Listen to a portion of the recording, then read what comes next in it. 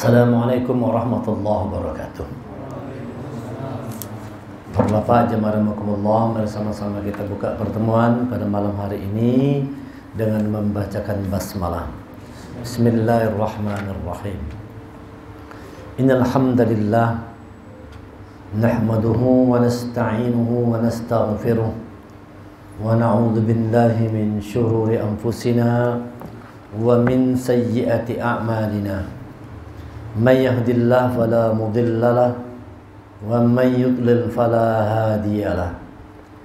Asyhadu an la ilaha illallah wa asyhadu anna Muhammadan 'abduhu wa rasuluh la nabiyya ba'da. Allahumma shalli wa sallim ala Muhammad rasulillah wa ala alihi wa sahbihi wa man tabi'ahum wa walahum ila yaumil qiyamah. Rabbi shrah li sadri wa yassir li amri wahlul 'uqdatam min lisani yafqahu qawli. Rabbi zidni ilma warzuqni fahma. Faqala Allah Ta'ala fil Qur'anil Karim, a'udzu billahi minasy syaithanir rajim. Ya ayyuhalladzina amanu taqullaha haqqa tuqatih wa la tamutunna illa wa antum muslimun. Wahai orang yang beriman, bertakwa kepada Allah dengan benar, jangan kalian mati kecuali dalam keadaan sebagai orang yang berserah diri kepada Allah sebagai seorang muslim. Ya ayuhan nasu taqu rabbakum alladzi khalaqakum min nafsin wahidah wa khalaqa minha zawjaha wa bassa minhuma rijalan katsiran wa nisaa'a. Wattaqullaha alladzi tasaaluna bihi wal arham innallaha kana 'alaikum raqiba. Ya ayyuhalladzina amanu taqullaha wa qulu qawlan sadida yuslih lakum a'malakum wa yaghfir lakum dhunubakum wa man yuti'illaha wa rasulahu faqad faza fawzan 'azima. Alhamdulillah, kita bersyukur malam hari ini bisa kembali bertemu, berkumpul di Mushola Miftahul Jannah untuk sama-sama kita mentadaburi Al-Quran, menghayati ayat-ayat Al-Quran ini dengan satu tujuan agar Quran yang kita hayati ini menjadi petunjuk buat kita. Karena kalau Quran itu tidak dihayati, dia tidak jadi petunjuk. Banyak juga orang baca Quran ini tidak dapat petunjuk karena yang dibaca tidak dihayati. Ada satu cerita Rasulullah dengan Ali bin Abi Thalib. Ketika Rasulullah bertanya kepada Ali bin Abi Thalib, wahai Ali bin Abi Thalib, siapakah orang yang paling buruk menurut pandanganmu? Rasulullah bertanya kepada Ali bin Abi Thalib, siapakah orang yang paling buruk menurut pandanganmu? Lalu Ali bin Abi Thalib menjawab, orang yang membunuh unta Nabi Sulaiman. Karena ada cerita dalam Quran ini kan, orang-orang yang musyrik itu membunuh untanya Nabi Sulaiman, anak Nabi Soleh, membunuh unta Nabi Soleh yang keluar dari batu. Untanya itu keluar dari batu, susunya kata Nabi Soleh, silakan minum susunya tapi jangan dibunuh. Oleh umat Nabi Soleh dibunuhnya untanya itu. Lalu ketika Rasul bertanya kepada Ali bin Abi Thalib, siapa yang paling buruk? Lalu Ali menjawab, orang yang membunuh untanya Nabi Soleh. Kata Rasulullah, itu zaman dulu. Kalau zaman sekarang siapa? Kalau zaman sekarang atau nanti ke depan, siapa orang yang paling buruk? Zaman mulai dari sekarang ini sampai nanti ke depan tuh siapa orang yang paling buruk? Lalu kata Ali menjawab, Allah dan Rasulnya lebih tahu lagi. Lalu Rasul menjawab kembali, orang yang paling buruk itu adalah nanti orang yang membunuhmu, wahai Ali. Orang yang membunuhmu adalah, wahai Ali, orang yang paling buruk. Suatu saat Ali ini mengalami sakit yang luar biasa berat, ya kan? Tapi sahabat-sahabat khawatir kalau Ali bin Abi Thalib meninggal. Kata Ali bin Abi Thalib, jangan khawatir, aku tidak akan meninggal. Karena kata Rasulullah, aku nanti matinya dibunuh. Nanti aku matinya dibunuh. Walaupun aku sakit sekeras apapun, aku yakin tidak akan meninggal. Sebab Rasul pernah berkata, aku ini matinya nanti dibunuh, kata Ali bin Abi Thalib. Dan benar nanti Ali bin Abi Thalib mati terbunuh, bahkan dia di penggal leher. Nah, siapa yang membunuh Ali bin Abi Thalib nih? Ternyata yang membunuhnya itu bernama Abdurrahman bin Muljam. Itu orang membunuh Ali bin Abi Thalib. orang ini hafal Quran.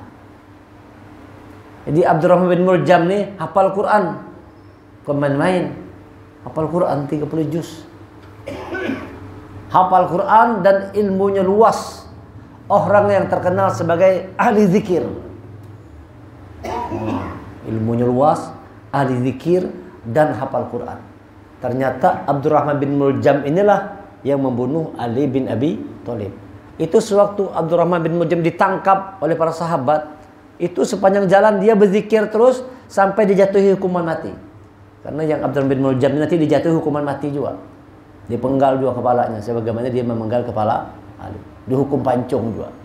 Mati dipenggal sebagaimana Ali meninggal dipancung, dia pun dipancung juga. Itu kata sahabat melihat mengatakan bahwa sepanjang jalan itu ketika ditangkap Abdurrahman bin Muljam ini berzikir terus. Berzikir, mengaji, membaca Quran terus sepanjang jalan sampai dibunuh. Nah, kira-kira kayak apa nih orang?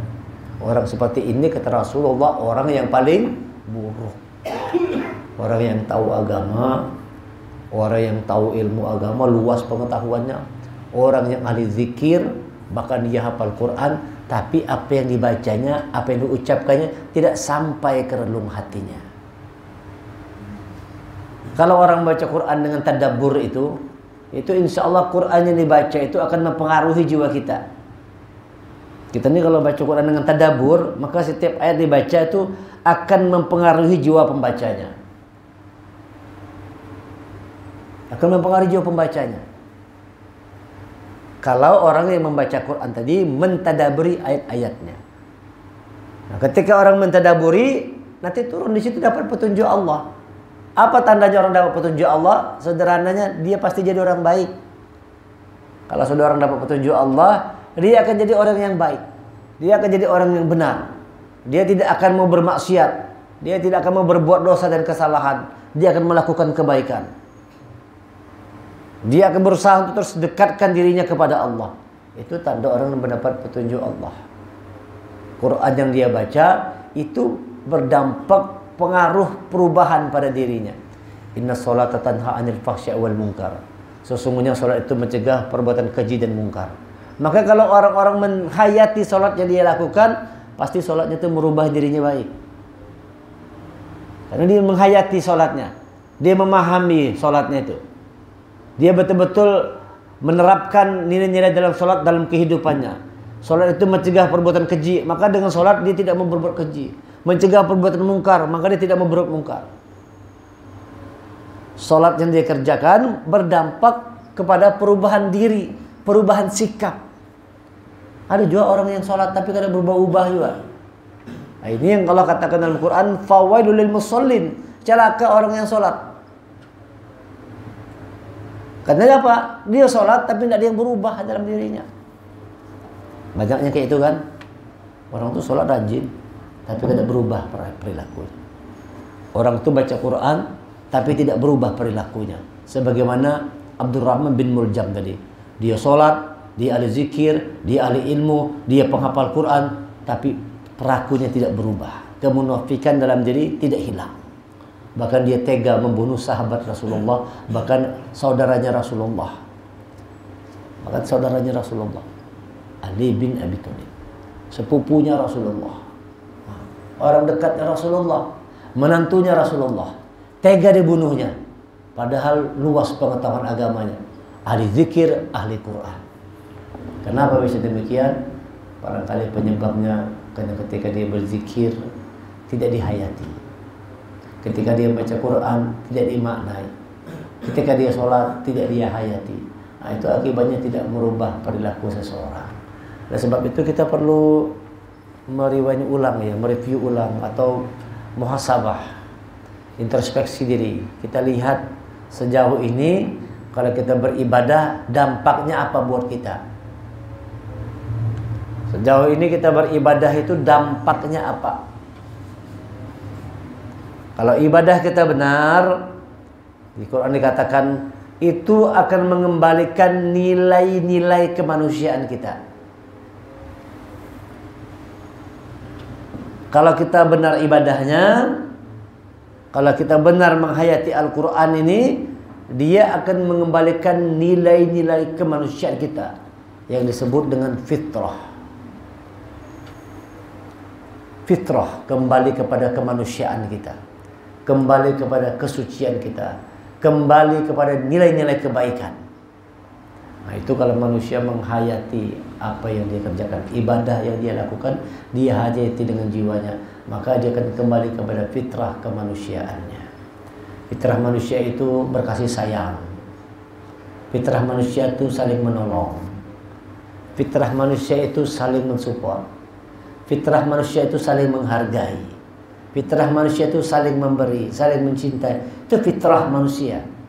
Laqad khalaqnal insana fi ahsani taqwim.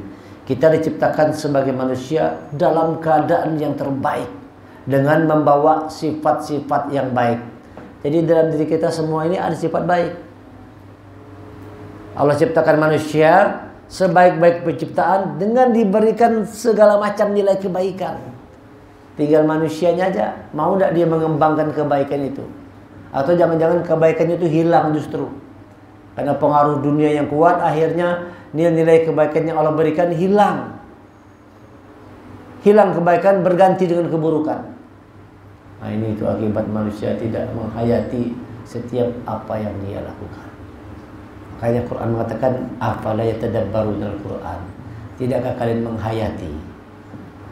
Bukan cuma sekedar dia untuk menerjemahkan, menafsirkan, tapi menghayati. Apa yang kita baca itu kita hayati, sehingga kita merubah diri.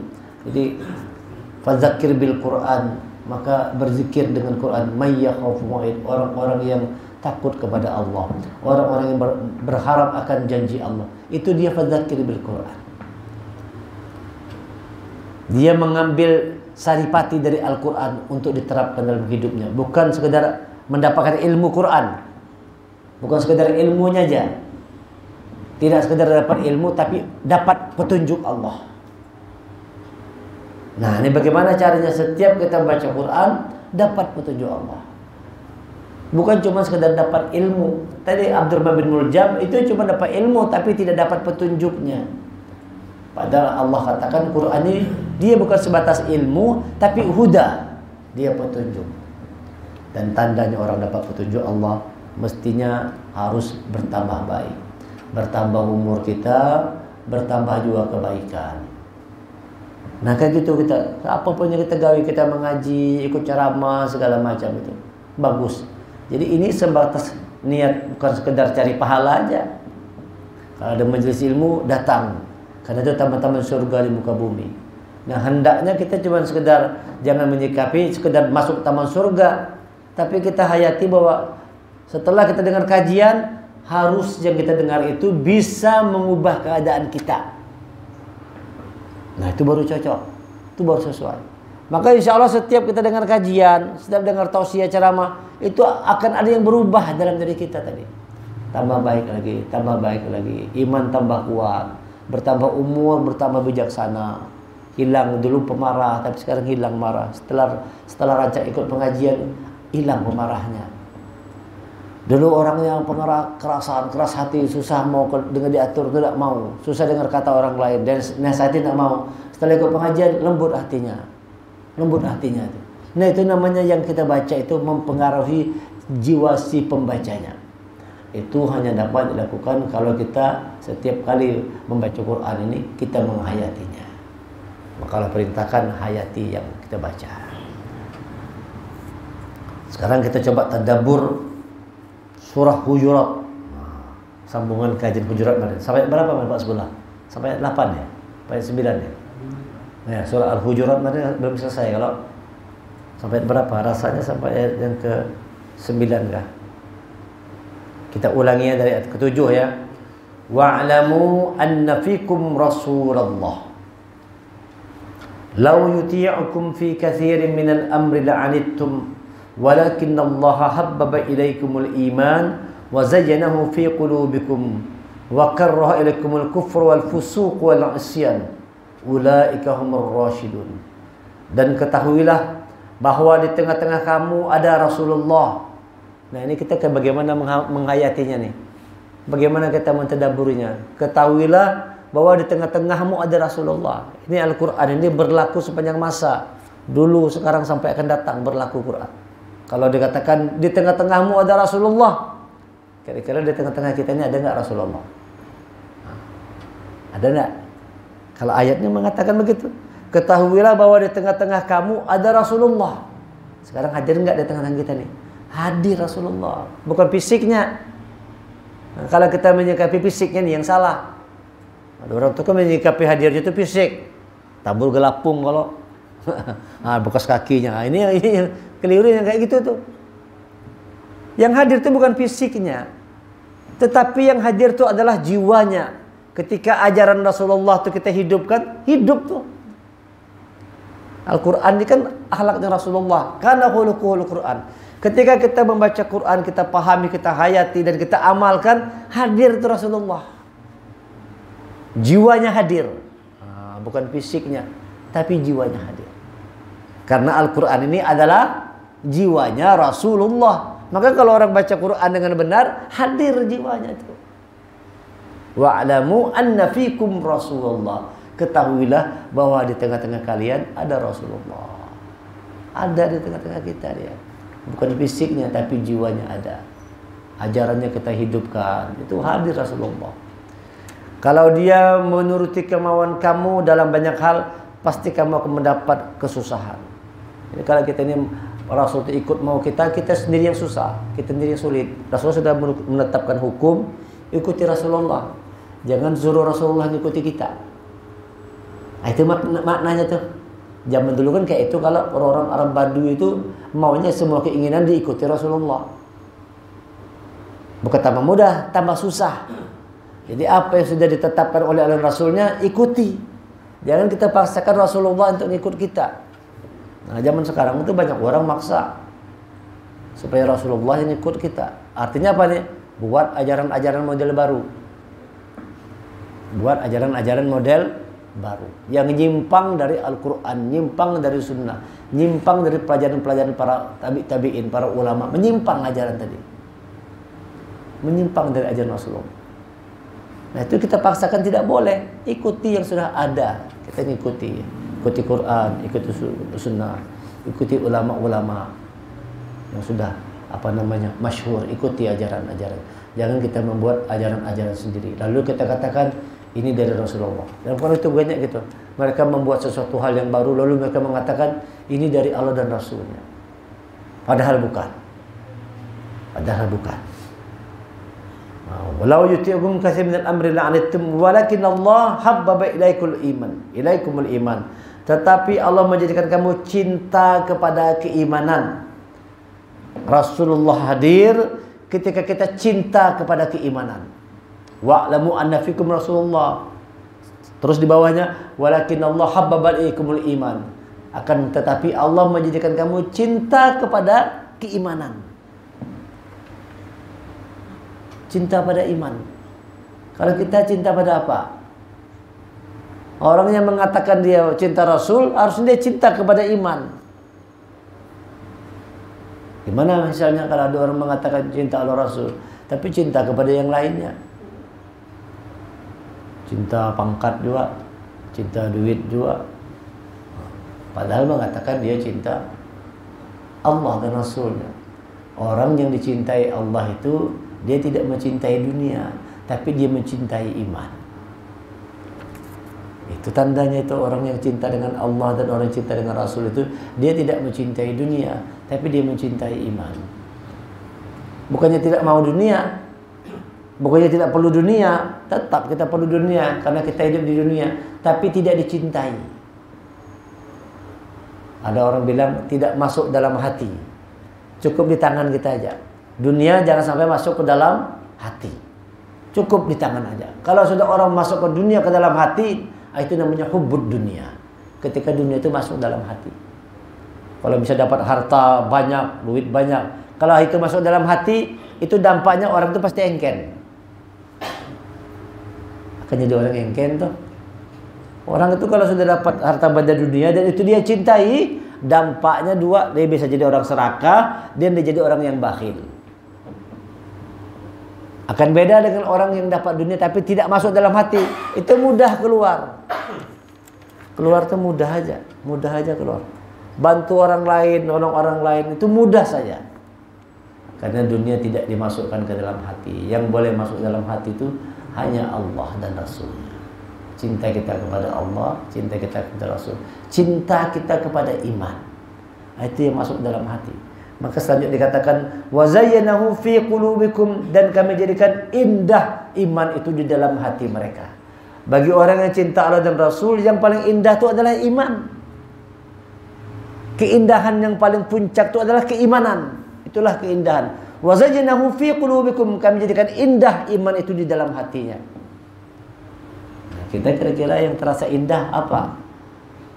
Indah keimanan atau mobil Alphard? Mana yang lebih terasa indah? Ayo kira-kira mana yang lebih terasa indah? Iman kah atau mobil Alphard? Ya, kebanyakan manusia itu mengukur keindahan itu dunia.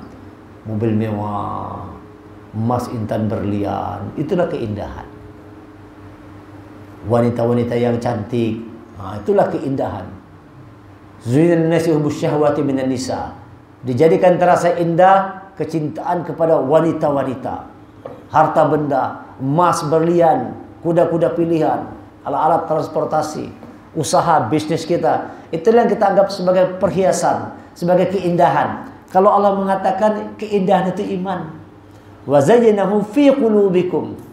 Beda dengan keindahan yang dipandang oleh manusia. Manusia memandang indah itu dunia ini dipandang indah oleh manusia. Harta, tahta, wanita. Nah, itu kan 3 ta. Harta, tahta, wanita. Itu yang dianggap oleh banyak manusia sebagai keindahan. Padahal ini kan keindahan kan. Tahun-tahun pemilu. Tahun-tahun politik. Yang dianggap keindahan itu apa? Jabatan, kedudukan. Maka orang berebut untuk mendapatkan kedudukan. Kenapa? Itu dianggap sebagai sebuah keindahan. Memang kalau sudah jadi pemimpin enak. Makanya orang itu kalau sudah jadi itu kada mau hampir orang. Satu periode nambah pulang maunya. Jarang kita lihat ada orang yang mau 1 periode nambah pulang. Anak pulang yang kedua. Amun kawak 3 periode, cuma kada kawak. Nah, imbah-abahnya anaknya pulang. Karena imbah anaknya bininya pulang.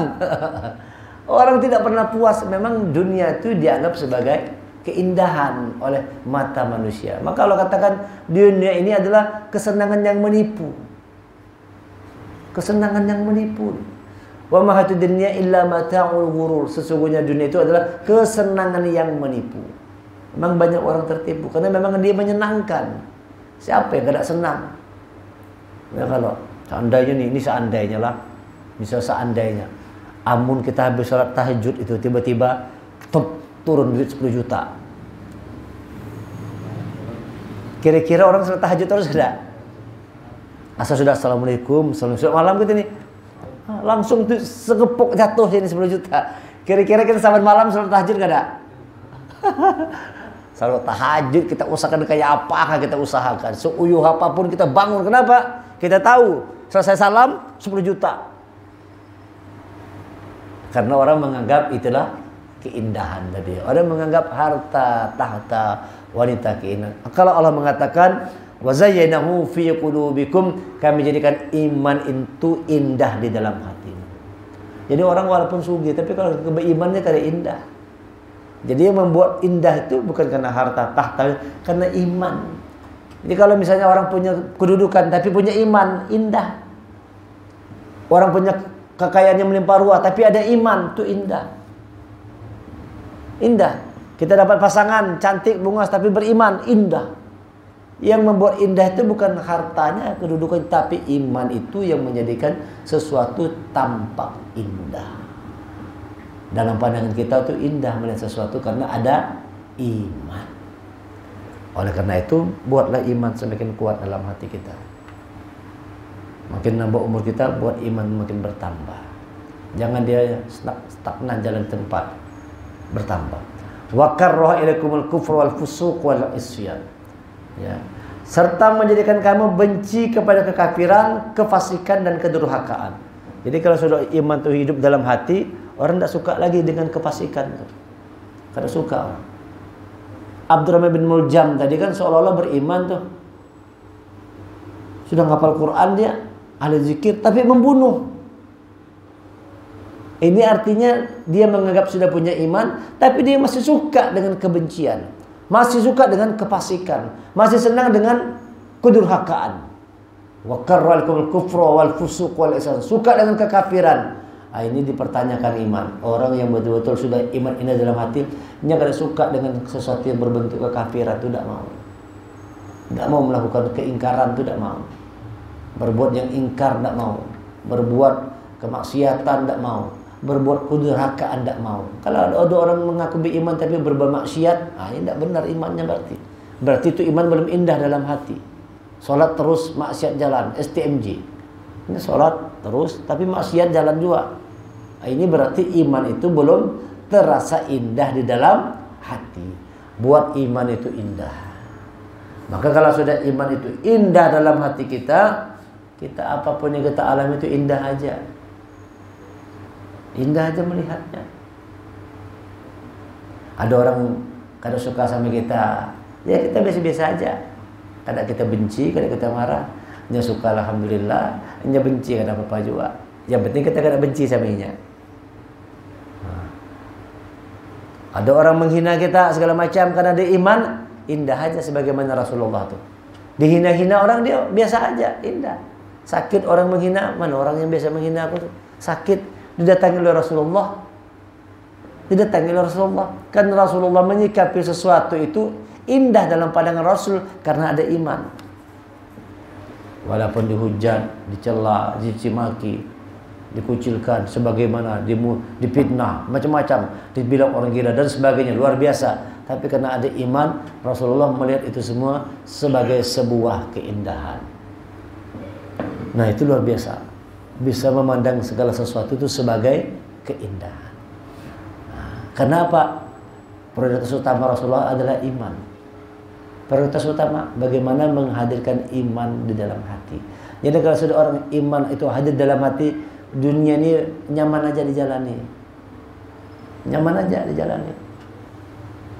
Kalau kita sudah iman itu indah dalam hati, jadi seberat apapun masalah, insya Allah kita tetap tenang aja menghadapinya. Karena ada iman tadi. Karena orang beriman sadar yang datang itu ujian dari Allah supaya imannya nambah. Karena dia sadarnya apapun masalah yang dihadapi itu adalah cara Allah untuk menguatkan dirinya supaya tambah iman, supaya keridhaan, kesabaran, keikhlasan itu dapat hadir, bertambah kuat kesabaran kita, keikhlasan kita, keridhaan kita. Kenapa? Ada iman dalam jiwa kita. Mudah. Kalau jadi orang beriman itu mudah menjalani hidup. Mudah menjalani karena ada iman. Kayak orang di Palestina tuh, kita melihatnya kan susah, sulit. Kalau mereka biasa-biasa aja. Ada apa-apa kami mati aja, masuk surga, syahid. Allah tidak akan menyia-nyiakan kami. Waktu kalau kita dengar komentar-komentar itu luar biasa benar. Komentar-komentar orang-orang Palestina tuh, kok bisa hadir perasaan seperti itu? Padahal luar biasa kesulitan dihadapi, tapi biasa aja kan? Biasa-biasa aja mereka tuh. Kenapa? Iman itu sudah indah di dalam hati. Ketika iman indah di dalam hati, maka apapun yang kita alami indah dalam pandangan orang beriman. Kita melihat hal yang kita senangi indah, melihat hal-hal yang tidak menyenangkan bagi kita biasa-biasa juga. Orang senyum sama kita, alhamdulillah. Orang merangkut lawan kita, kada apa-apa juga. Yang penting kita tidak berbuat buruk sama orang lain. Orang lain terserah aja. Mau menghina kita, mau menyembati kita, kita tidak membalas. Tidak membalas keburukan dengan keburukan. Itulah keindahan. Nah, kalau kita mengaji itu harusnya demikian. Kita mengaji, dengar tausiah, dengar ceramah macam-macam. Itu coba kita kita feedback balik ke belakang. Selama ini kalau kita belajar tuh ada yang berubah tidak lawan kita. Selama ini kita ikut pengajian, belajar Quran, maka bahkan kita berusaha menghafal Quran, itu semua kita lakukan, ada nggak merubah diri kita ini? Bisa nggak menghilangkan keburukan dalam diri kita? Bisa nggak menghilangkan keburukan? Nah, harusnya menghilangkan keburukan, dan buruk itu berganti dengan kebaikan. Orang yang tadinya keras, lembut hatinya. Jangan sampai kita seperti Abu Jahal, Abu Lahab yang Allah katakan dalam Quran, mereka itu hatinya keras seperti batu. Bayangkan, mereka itu hatinya berkarat seperti besi. Qul kunu hijaratan aw hadida, jadilah kalian seperti batu atau besi. Tuh, ada manusia-manusia yang seperti itu. Itu Abu Jahal, memang tidak mau dengarkan ayat-ayat Allah begitu.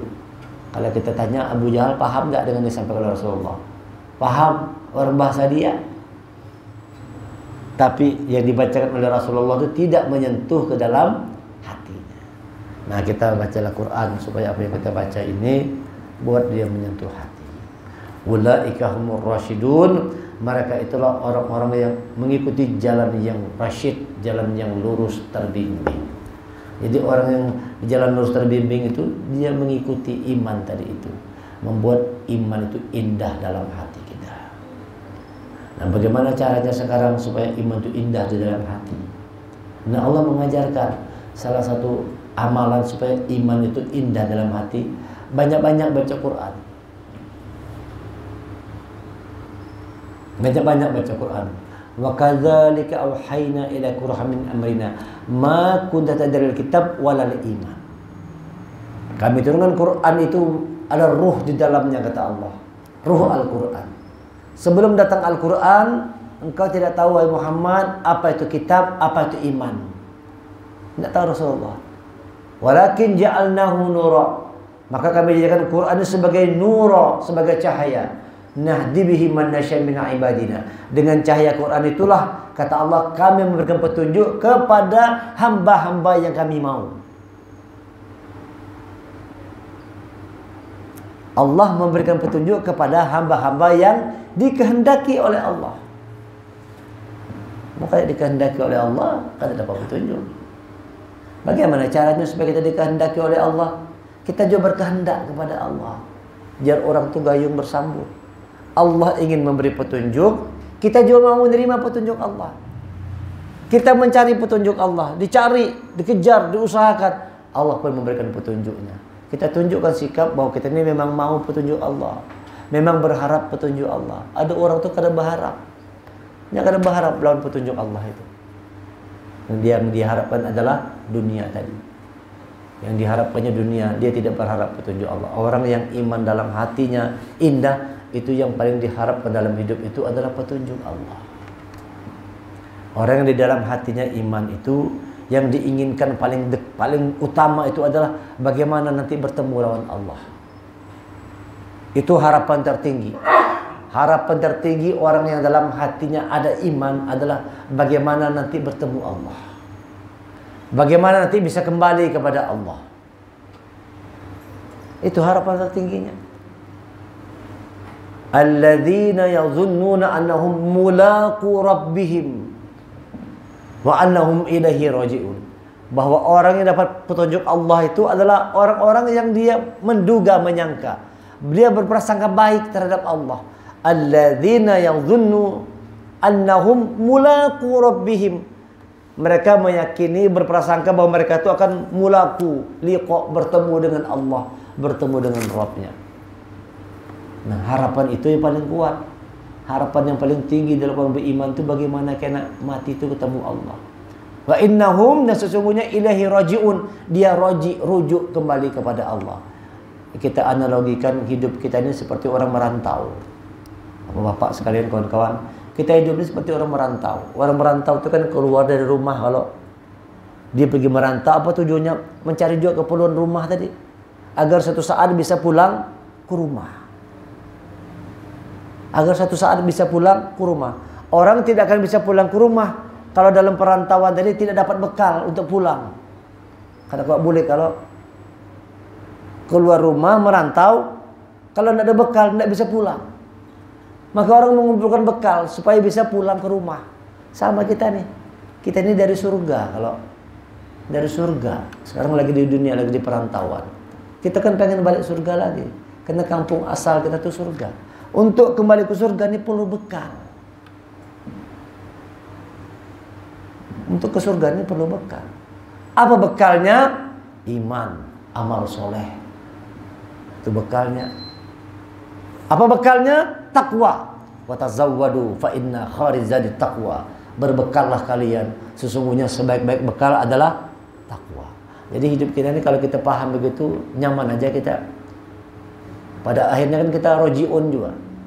Jiun, jadi orang kalau jiun. Semua pada ujungnya jiun juga kita. Pada akhirnya kembali juga kita kembali Allah. Dipanggil Allah semua. Nah sebelum kita dipanggil Allah itu, persiapkan bekal kita untuk menghadap Allah. Karena untuk bertemu Allah itu perlu bekal. Perlu kesiapan. Sebagaimana tadi orang yang pulang kampung, dia perlu bekal untuk pulang kampung. Kita pun demikian. Untuk menghadap Allah itu kita perlu bekal. Apa bekalnya? Iman. Itu nomor satu. Iman. Yang kedua, amal soleh. Iman tadi itu dibuktikan dengan amal kebajikan. Jadi hidup kita untuk itu aja hidup nih. Meningkatkan iman. Dengan meningkatnya iman berbuat amal. Kalau saya repot-repot hidup nih, tingkatkan iman, buat amal kebajikan. Kalau soal kaya, miskin, ada yang pejabat, ada yang rakyat biasa, itu fenomena kehidupan aja. Itu fenomena. Ada yang jadi orang kaya, ada yang jadi orang miskin, ada yang pejabat, ada yang di bawah. Itu fenomena kehidupan. Ada yang jadi pedagang, ada yang jadi nelayan, ada yang jadi PNS, ada yang jadi tentara, polisi, dan sebagainya. Itu fenomena kehidupan. Sebagai apapun kita lihat bagaimana kondisi iman kita. Yang paling penting itu imannya. Mau jadi apa aja kita nih, kita lihat bagaimana iman kita. Apakah dengan status yang sekarang kita pegang, kita beriman atau tidak? Apakah dengan status sosial yang saat ini kita sandang, itu membuat kita beramal soleh atau tidak? Walaupun kita ini hidup pas-pasan, asal punya iman, asal beramal soleh, itu udah cukup. Walaupun hidup pas-pasan. Jadi kita tidak perlu merasa minder. Merasa minder, ketemu kawan-kawan sudah sukses semua, kita masih kayak ini aja. Kada perlu minder, kita ketemu orang yang hebat-hebat dalam pandangan dunia. Selama kita punya iman dan kita rasakan itu indah dalam hati kita dan kita beramal kebajikan, itu sudah cukup. Jadi jangan kita bandingkan diri kita dengan orang-orang lain. Itu menyusahkan diri kita seorang dan itu merendahkan diri kita seorang. Jangan kita bandingkan. Nyaman Sidin sugih. Sidin nyaman menerbang bersedekah, sugih bang. Namun kita ini kayak apa? Padahal bisa sama-sama bersedekah kada? Bisa sama-sama sedekah. Dia punya duit, uang sugih punya uang 1 juta misalnya. Ya kan? Dia sedekah 100.000. Itu berapa persen tuh? 10%. Kita punya uang 10.000. Sedekah 1.000. Berapa persen? Sama. Sama-sama 10% aja. Sama kalau sana 1 juta, dia punya 1 juta, nyumbang 10%. Kita punya 10.000, nyumbang 1.000, 10% juga. Sama bisa berbuat kebaikan. Tidak menghalangi. Yang Allah lihat itu bagaimana iman dan takwanya. Inna akramakum indallahi atqakum. Yang paling mulia dalam pandangan Allah itu yang paling takwa. Bukan yang paling kaya. Bukan yang paling pintar. Bukan yang paling tinggi kedudukannya. Bukan yang paling terkenal. Bukan yang paling terpopuler. Bukan. Yang paling takwa. Siapa orang yang paling takwa di antara kalian? Itu orang yang mulia. Ya, kalau kita berpikir begitu, bersyukur aja kita nih. Dengan apa yang sekarang dikasih Allah, alhamdulillah. Selama punya iman, selama masih kau amal soleh, alhamdulillah. Sholat kau ke masjid, 5 waktu ke masjid, itu bersyukur benar kita. Syukur benar bapak-bapak, kawan-kawan sekalian. Bersyukur itu. Itu anugerah dari Allah itu. Itu fadilah, keutamaan, karunia yang Allah berikan kepada kita. Yang namanya fadilah itu bukan cuma uang aja. Makanya dalam surah Al-Hujurat itu selanjutnya dikatakan situ fadlan minallahi wa ni'mah wallahu alimun hakim. Setelah soal iman tadi di atasnya wa zainahu fi qulubikum, iman itu indah dalam hatinya, di bawahnya Allah katakan fadlan minallah. Karunia, itulah karunia dari Allah. Itulah karunia dari Allah dan nikmat yang diberikannya. Apa itu? Nikmat iman tadi. Itu karunia. Jadi memandang karunia itu jangan cuma ukuran dunia aja. Ketika kita sudah punya iman dan iman itu indah dalam hati, itu karunia dan kenikmatan yang Allah berikan kepada kita. Maka kalau sering orang menceramakan terutama nikmat iman, terutama nikmat Islam, nikmat. Kenikmatan yang utama diberikan Allah kita keimanan. Nah, orang beriman seperti itu menyikapi hidup. Jadi kalau ini kita paham seperti ini, paradigma cara pandang seperti ini kita hayati, itu akan membuat kita ini mudah aja menjalani hidup. Mudah aja, santai aja, jalan aja. Apa yang bisa dikerjakan yang baik-baik lakukan sesuai kemampuan kita.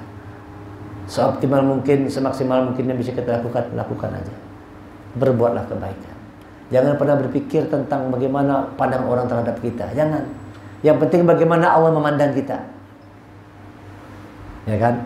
Kalau kita ingin dipandang orang lain, ya itu tadi kita ingin terkenal semua jadinya. Pengen hebat semua. Pengen populer semua. Nah, itu jadinya. Tapi kalau kita ingin dipandang oleh Allah, tidak. Kita akan berbuat keikhlasan. Kita akan berbuat sesuatu dengan keikhlasan. Karena kita berharap rahmat Allah. Fadlan minallah wa ni'mah. Itulah karunia dari Allah dan kenikmatan yang diberikan. Apa karunianya? Iman itu tadi. Iman yang terasa indah. Walakin Allah habbaba ilaihimul iman wa zainahu fi qulubikum. Allah jadikan iman terasa indah dalam hati, dan Allah buat hati itu benci dengan kekafiran, kefasikan, kedurhakaan. Itu adalah karunia Allah. Itu karunia itu, Masya Allah. Jadi amun kita kawat dengan ceramah seperti ini, ini karunia dari Allah. Masih kita mau meluangkan waktu duduk di musola dengar pengajian, itu karunia Allah. Kebanyakan orang sudah kada peduli lagi. Yang orang tahu apa? Cari duit sebanyak mungkin. Kada perlu lagi sholat sini. Bapak juga duduk-duduk dengan pengajian tuh kayak jadi baras juga. Bapak juga aja kayak jadi baras. Yang berdagang aja nyata jadi duit. Berdagang ibadah juga kalau. Nah, kan kata-katanya gitu. Kan berdagang mencari itu kan ibadah juga. Jangan bihinip aja di masjid. Duduk cari duit juga. Nah, kita tidak demikian. Silakan, jadi kita pandai membagi waktu.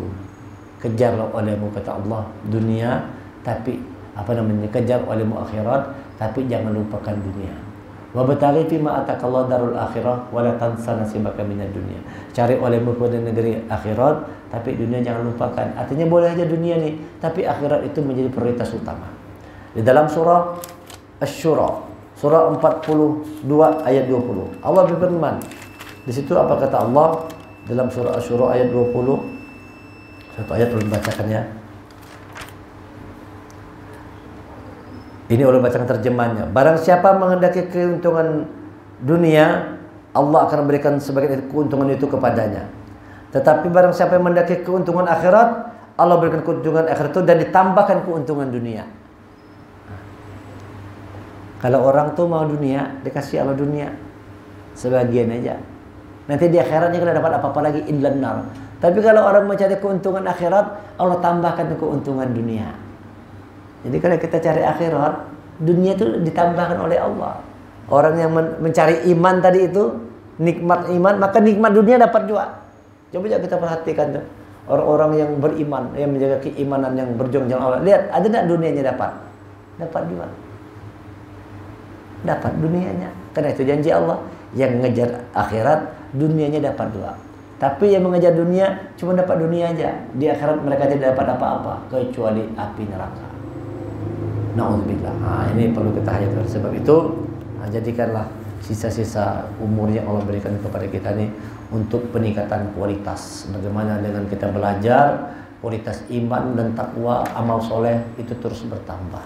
Seiring bertambahnya umur, kualitas diri kita juga bertambah. Kualitas batin kita juga meningkat. Itulah fadilah.